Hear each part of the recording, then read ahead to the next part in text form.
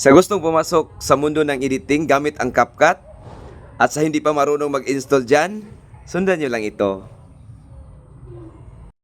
Click Play Store. Then,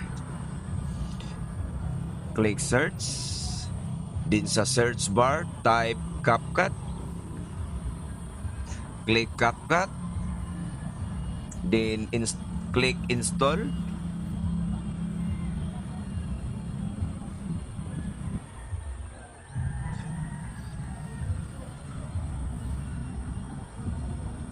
Once installation completed,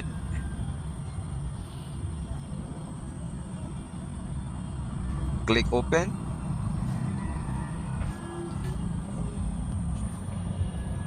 Then click Agree and Continue. Then click Allow or Don't Allow. Depende na yan sa inyo. At ayan na, naka-install na tayo. May CapCut apps na kayo sa mobile phone nyo.